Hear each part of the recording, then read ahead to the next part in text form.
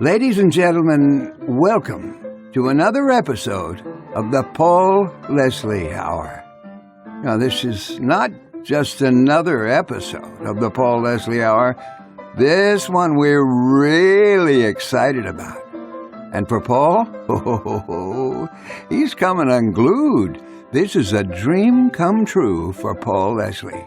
On today's episode, we have a very special guest. Jack Jones. Jack Jones is one of the world's legendary singers and one of the foremost recording artists. And we'll be hearing from Jack Jones in just a moment. Hey, did you know that it's you that makes this whole thing go around? You make the Paul Leslie Hour possible? That's right. It's you, the listener. And you can help us with our mission by going to www.thepaulleslie.com/support. And we thank you, every single one who contributes and those of you who come in to listen.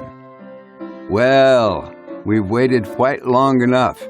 Here it is, an interview with the legendary Jack Jones, right here on the Paul Leslie Hour. By all means, let's begin. Take it away, Paul.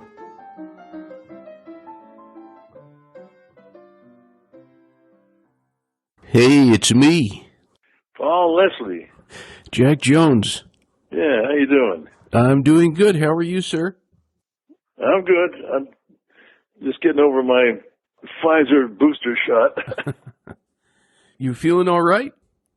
Yeah, I'm out of the woods now. It was a little bit of a, and then they just told us that the third shot is the worst of them all. And they didn't tell me that until after I took it.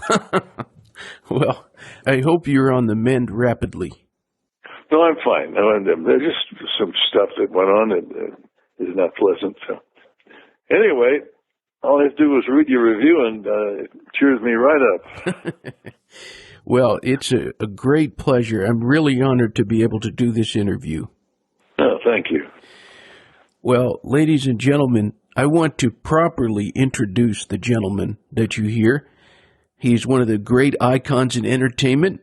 Jack Jones is with us today. He is a legend in music, a Grammy Award-winning recording artist. Jack Jones is known as the Singer's Singer. As I said, he is a prolific recording artist and performer. He's released more than 60 albums. His latest album, which we were just talking about, I reviewed, it's called Every Other Day I Have the Blues. It's a sojourn into blues music. It was recorded at Capitol Record Studio and Big Surprise Music. The album was produced by Jack Jones and Tom Scott on the Cavalry Productions label. And before we get started, I'm going to read this quote from the renowned jazz critic Will Friedwald. He had this to say: "It's hardly surprising that Mr. Jones should surprise us with a new album of fresh songs that all have ties to blues form and harmony, delivered with stunning arrangements and a swinging band and soloist." So, ladies and gentlemen, the legendary Jack Jones is with us. It's a great pleasure. Good morning or afternoon or whatever it is for you. How does it feel having this new record of blues-influenced and blues songs out there? Well, it seems, I mean, I chose, with the help of Tom, I chose the songs, and it seems that I was swayed by how much humor there was in the content. And there are 3 Kevmo songs on there, and he always writes with humor. And it just kind of blossomed, you know. And of course, the title song is a wonderful song that. And I was very close to Joe Williams over the years, and I'm sorry that he didn't get a chance to hear that, but because it's really a tribute to him. Can you tell us about the experience of recording this album? Looking through the booklet, there's lots of pictures from in the studio, and everyone has a big smile on their face. What are your memories from making this record? Well, that's what it was. It was just a fun record to make, and as opposed to doing a sad ballad album or something. It was just a happy album, and they're just these guys are just the best. They're the rhythm section in town when it comes to jazz.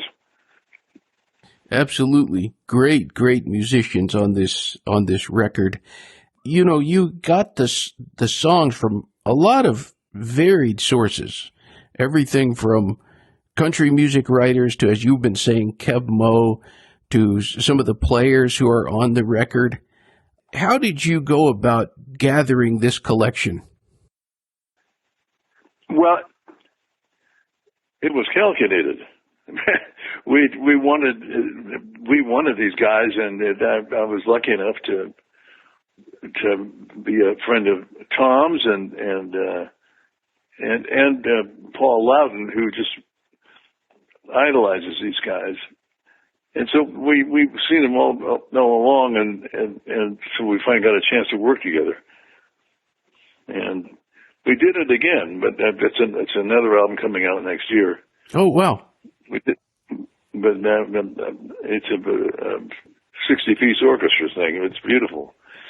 We did this, but we used the same rhythm section. They're just the best. And there's Jeff Hamilton on drums and John Clayton on bass.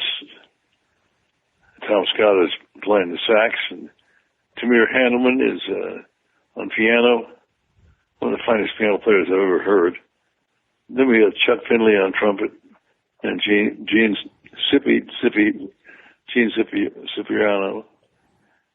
Now Gene is a character. While I'm there, I'll mention that he actually was working with Yo-Yo Ma, and Gene is one of those musicians that's stuck in the past with his vocabulary, and he uses the word yo all the time. So when he saw Yo-Yo Ma, he said, "Yo-Yo, yo." And then Andy Martin on trombone, and Billy Holton on congas, and Paul Loudon on B3 organ, and on guitar, the son of a guy that did an arrangement for me years ago on my Gershwin album, Brad Decter, his son Graham on guitar. So I'm a pretty lucky guy here. Some great players.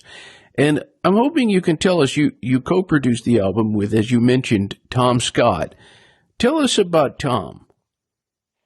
Tom is a very energetic, happy, loves what he's doing every minute. And so whenever you work with him, it's like a wonderful experience. He's all smiles. And he creates things on his own, some of the stuff he does privately in his own studio, and adds them in. But basically, he's just a great musician. As we've been saying, there's a recurring theme of humor, and I want to call to the attention of the listeners, one of the songs on there, I was in stitches. It just kept going on, and it just got funnier and funnier. I'm talking about Looking at You. Can you tell us about that? Yeah, I heard one of my musicians, the guys that I travel with, the bass player, Chris Colangelo, had made a jazz album, and I was listening to it, and I just had this urge to do this talking record, and because years ago, when I was a young kid, I was listening to a guy by the name of Ken Nordine, and he had a very deep voice, and he used to do all these tongue-in-cheek talking records. So it came to my mind. So I said, well, I'm going to do that. I didn't know what I was going to say. I just did it. And so it started looking at you, and you looking at me. While I'm looking at you, you're looking at me. And it got so silly, but I didn't stop. I never stopped. I never edited once. Never did a retake. It's just all a stream of consciousness. And then I found myself, after it was over, laughing at my own stuff, you know. It was so silly. It was funny. And other people reacted the same way. That's why I put it on there. I got to share that. And it's a wonderful jazz theme going underneath. I don't even know what the name of that is, but it's wonderful. They're very inspiring. It's great. Just great. When you were putting out this album, you know, it's interesting because it is a blues record. Did you have a certain mission in mind? Was there something you were hoping to accomplish in particular?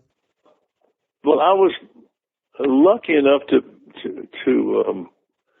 a couple of years ago to get a review with the Jazz Times, and they said Jack Jones can now be considered a jazz singer.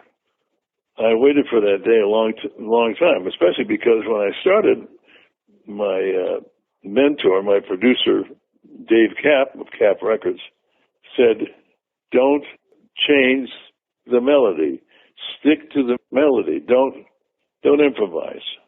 And that's the only way you're going to have a hit." Well, it happened to be right because we were in the pop field, and you know, you can't mess around. You just got to sing a song, and the song we were doing at the time was from Man of La Mancha, The Impossible Dream. Of course, I wasn't going to try to jazz that up, but the whole thing is that he would slap my hand every time I would deviate from the melody. But I always had this jazz urge, you know, since I became a man. And kind of feel I want to sing jazz, but I'll do that later. Well, this is later. Oh, sorry about that. If you hear some whimpering, this puppy dog came walking by. You can't see, but that's that sound that you heard. No, I thought it was a jazz lick. I thought it maybe would come through on this microphone like my stomach was growling, which it's not. But yeah, it's a jazz lick. That's what it is. But I have a 5-year-old poodle, and she's just wonderful. And she's usually sitting on my stomach. But I thought that wouldn't be a good idea now, and now you're doing it. Well, you feel free. I love poodles. Poodles every poodle I've met has been such a smart dog. Oh boy, are they ever? No, I've got this blemish on my leg that is not anything ominous. I've had it checked out, but I'm stuck with it. So yesterday she came along and stopped and looked at it, and then she started licking it, and then she stopped, and then she sat back. I'm sorry, that's the alarm telling me that I'm supposed to call you. And anyway, so she stepped back and took a look at it, and then continued, just like a doctor would, and then continued until it was completely covered. And you know, it's almost gone. So I call her Dr. Ivy now. Dr. Ivy. The dog's name's Ivy? Yeah. No, the dog's named Doctor. Oh. You've always been an animal lover, correct? Correct. I was telling my dad not long ago he had one of his dogs passed away, and I was saying they're just one of the greatest gifts that we have in this life. That is, we went a long time, my wife and I, since our respective pets passed away. She had a great little dog, and we didn't know that because somebody else suggested that we get together, but my ex-wife used to walk up this mountain and every day, and I would drop my dog off, as some ex-husbands do, with the ex-wife, and I'd go back on the road and come back. And then my wife, my present wife, we've been married for 12, almost 13 years. Her dog would be walking too. So we didn't know that the dogs knew each other that well. So and my dog hated other dogs, never wanted to be around other dogs. We found out that they fell in love after we did. And it was beautiful. And then when it came time for them to pass away, it was very sad for the one who was still left behind. It was really, really sad. And of course, sad to us, too. You know, it occurs to me on this collection, there's material represented by just some of the all-time great songwriters, like David Frishberg. There's a song here with lyrics by Alan and Marilyn Bergman. You've really interpreted some really great songwriters. Like immediately when I'm naming off people, I think about your interpretation of the Paul Williams and Charles Fox Love Boat theme. What do songwriters mean to a guy like Jack Jones? Well, everything, because I'm not known for writing my own songs, so I've written quite a few, but none of them were that strong or hit material. So it's all I got, and I relate to the songs that relate to my life. And there's a couple on here that do not relate to my life. I was just attracted to them because they're fun. Like the blues is my business. It just feels good, and it's just fun to do. And I almost wanted to name the album "Step Right Up and Get Your Blues." Step right up and get your blues. Then I can't take you nowhere. I've been a David Frishberg fan for years and years. There's so much that I could record of his that people might not understand, because he did them so well when he was working in New York and wherever. And Dangerous Mood is a Kebmo song. And this must be my fourth recording of it. But the Love One came to me because they were in there doing the show, and they needed a theme, and so that Paul Williams and Charlie Fox thought of me. And why they did, I don't know, but they did, and they called me, and I said, "Would you be interested in doing this song?" And unfortunately, I said, "Well, yes, but I don't know anybody that." And what did I say? I said, "Good luck with it, because I don't know anyone who wants to go on a cruise ship." Well, that wasn't very nice of me, but I still got the job. What is Paul Williams like? He seems like he's a character. He is a very, very. He's a good actor. He's a good writer. He writes with a sense of humor, and we've had a lot of fun together. I've sung at fundraisers and things together. And he's great. One of the things that catches pretty much everybody's eye about Every Other Day I Have the Blues is that it is, in fact, recorded, at Capitol Record Studio. You want to talk about a place where some great singers, Frank Sinatra recorded there. You could just go on and list all the legends. Is that a place when you're recording? Is it kind of a hallowed place? How does it feel to make a record there? Well, I can just say that it was a comfortable place to be, and there was I liked the the spiral staircase that went up to the vocal room, and so you felt like you were still a part of everything, although there was sound separation. But to me, it was a reunion because my first record and record contract was at Capitol. And I didn't last very long there because that wasn't the kind of singer that they wanted. But I had gone there first to make 4 songs, demos that sold me to them. And that was 60 years ago at the time when we did this album. So I said, well, I record there every 60 years. Interesting. Is there anyone out there that you would like to do a duet with that you can think of? Yes. And now I can't think of her name. And of course, Tony was able to do it with her. I think they made two together. Can you think of what I'm thinking of? I can't think. Would it be maybe Diana Krall? That's who it is. Thank you. You know, it's so funny because I was thinking, as I asked the question, the only person I could really, really imagine doing a duet with Jack Jones would be Diana Krall.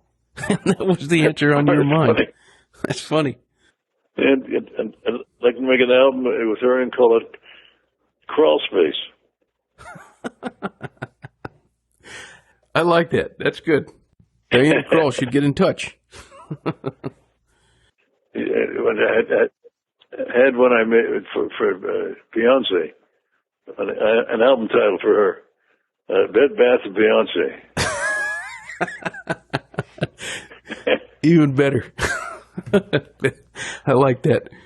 Right before I was doing this interview, I was telling my wife about the fact that I was going to do this interview, and she made a comment about what a handsome man you are. And that's something that my mom has said also. And I asked my wife, I said, should I ask him this question? She said, yes, you should. What has it been like to make so many women swoon through the years? Well, if you think that, they're probably not inclined to swoon. Women will pick up very quickly on the fact that you're conceited. So that's a good thing, I guess. I really thought that I was not good looking. So then I just was insecure, and very shy. Interesting. And now I feel like that I have good looks, but you better hurry up and catch them before they're gone. I remember I was on after the Love Boat became famous, the ship itself. They started paying real good money to have me on there, and other singers too. I mean, the money went way up, and cruising was again like kind of an in thing. So I get on there, and you're very visible and very touchable, and so there were times that I wanted to get to one end of the ship from one end to the other, and so I said, "Look, can you give me a badge that looks like I work here, which I do, and then I can go down and because the guys that were below decks, they didn't know who Jack Jones was or what he looked like or cared, and they would say, 'Sir, you can't come down here.' So if I have a badge on, I'm free to travel back and forth." So they said, "Well, what do you want on there? Your name, but what is your job?" And I said, "Okay, just put legend in own mind." And it was on there the whole time. Nobody ever looked at it. That's good. I was listening to the interview that you did on the Carson podcast, which is something I recommend people check out. And something that caught my ear it was a great broadcast that you all did. But you were mentioning that you, at times, have written poetry. Yeah. Interesting. I don't have any in front of me now, but I've written some. It's usually funny stuff, Yeah. Or a parody to a song. I'm trying to have one poem I wrote about a guy that it's about he's having a generational moment when he's down in waiting to get a sandwich in the bar, and he looks at the bar, and there are all these people hitting on each other. And so I tell the audience that I went right upstairs and I started writing this song. And oh God, I can't. I can get it and I should get it and record it and send it to you. It's very funny. Okay, that sounds great. I built this whole thing up and I can't remember. And then I would write things like a parody to "Who Can I Turn To?" Who can I turn to get my full wages? I've done that. Oh shoot! I don't know. If it was in front of an audience, I'd probably remember it. No worries.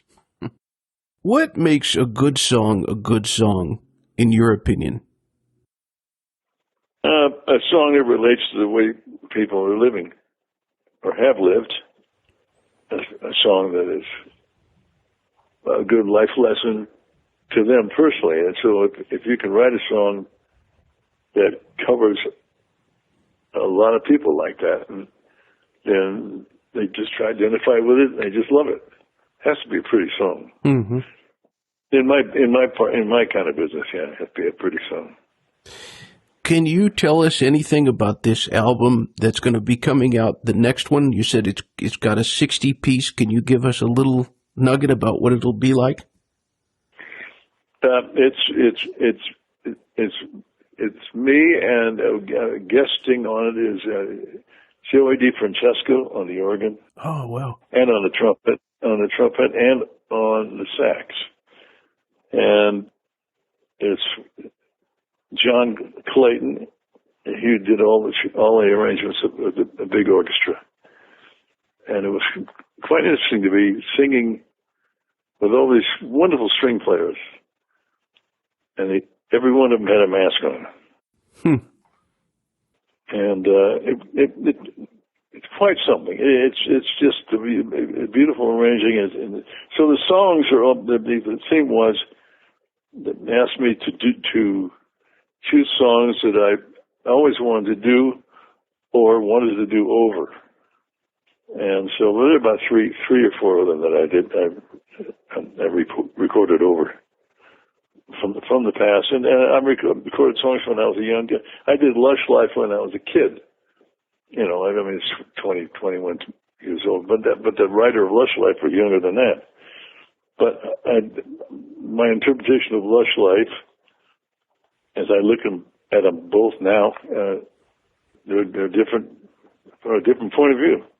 So it's interesting to do that, and hopefully they're both good. But for what they are, but they're great songs, and it's quite striking, and it's something that people aren't doing very much anymore. Really looking forward to hearing it. What is the best thing about being Jack Jones? Well, I don't know.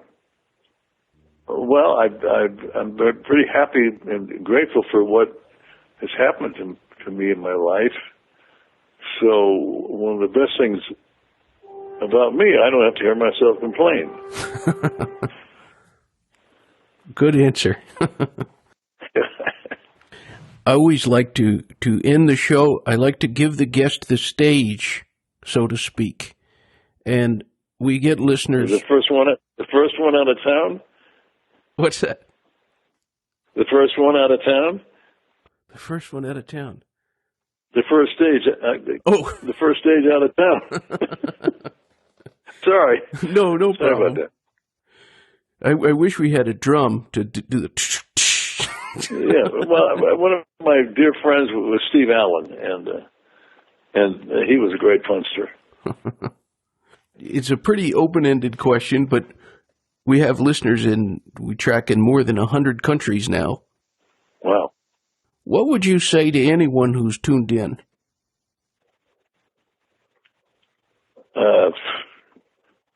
Just follow your dream and just stay with it. And I think that's pretty hard to say right now with what we've all been going through. Mm-hmm. But stay with it, and I mean, I remember when I started.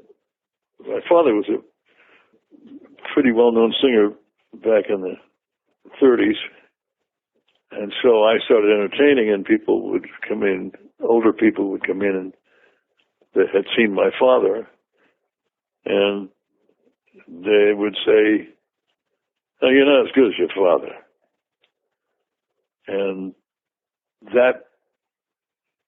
And I always thought of Frank Jr. because his father was a monumental star, and it must have been very, very difficult to perform and have to deal with the father comparison every day, every night. And he stuck with it, and he died being a respected musician and singer, and he got pretty much what he wanted out of the music business, and he deserved it. So that's what I would say. Just don't listen to the negative. Let's keep going. Very, very sage advice. And I appreciate you mentioning Frank Sinatra Jr. He was one of my favorite guests we had on this show. Oh, he was a great pontificator. He just let him go. He's very knowledgeable. He's a good friend of mine. What would you say he was like at heart? I think he was able to cover up those insecurities that I said that he would most likely have. But he was the only thing that gave him away. He was very serious, and I think that was part of his shyness. But he was very serious all the time. I used to call him Mr. Happy, and he just wouldn't smile. But and he would get up and sing. One Christmas, we were at his sister's house, and we all got up and sang our favorite Christmas song. And he got up and sang a song called "Christmas is the Loneliest Time of the Year." I said, "My Frank, that was uplifting," and but we had a good time together. He was a good guy, and he was nice enough to put on an album of mine. Now, Jack Jones is probably one of the greatest singers in the world, so that was very nice of him to do that. And his father, I was very shy with his father. I kind of. And I found out later, from Barbara after Frank died, that he said, "You should have come over. He loved you." Huh. Frank was Frank Sr. was a very loving man. Really? Yeah, you wouldn't think so, but he was. Well, I want to tell everybody out there, if they want to find out more and see some pictures from the album, they can go to Cavalry Production. CavalryProductions.com, CAVALRY, and also check out JackJonesMusicStore.com. And Jack Jones, it's been a great pleasure to talk to you. There's another, my website that is created by a gentleman in Japan who I was having trouble with my website that I created, and then we were communicating, and I saw his website on me, and I said, "Wait a minute, yes, you're really good. You want to do it?" He said, "Yeah." So he's been doing it for like 30 years, and it's quite something. And that's Jack Jones. You can go to jackjones.org, and then it goes to his, and it's Lollipop. So we never changed that name, but there's a link that goes right to it. From jackjones.org. jackjones.org. You know, we put all these labels on you that you're a singer, a performer, a recording artist. Who would you say Jack Jones is at heart? Well,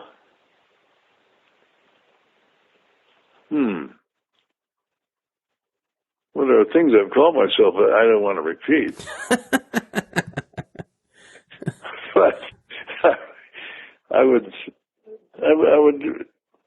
hope that I'm not Jewish, but there's a Jewish term called mensch. Yeah. That's what I'd like to be. Jack Jones Mensch. Well, sir, it's been a great pleasure. I've enjoyed this. I hope we get a chance to talk again. Me too. And thank you for what you've already said. It's a pleasure. I will always forgive you for that. You could have also said Jack Jones humorist. Yeah, well, I grew up around too many really good humorous people. I worked with a lot of great comedians, and I used to listen to Steve Allen when I was a kid. I used to sneak under the covers and listen to his show, which was after my bedtime. And I can probably picked up his rhythm. I mean, everything was very, very humorous and musical. I mean, he was a jazz lover, but it's all built around the pun. So. Good stuff. Well, thank you for speaking to me, and we'll talk to you soon again, I hope. All right, sir. Until next time, ladies and gentlemen, Jack Jones. I didn't hear any applause. We'll dub those in. Dub it in, will you? You got it. All right, sir. Okay. Take care. Thanks so much. Okay. Bye. Thank you for stopping by today. If you enjoyed our program, consider telling a friend about it. The Paul Leslie Hour is made possible through people just like you. So you want to keep the show going, right? Go to thepaulleslie.com. That's thepaulleslie.com. Click on Support the Show. And thanks to everyone who contributes. Performance of the intro music is courtesy of John Primorano, the entertainer. Written by Scott Joplin. End credit theme music is courtesy of John Primorano, the traditional song Corina Corina. Your announcer is Dan Gold. Hey, that's me. The show is hosted and produced by Paul Leslie. And we'll see you next time on the Paul Leslie Hour.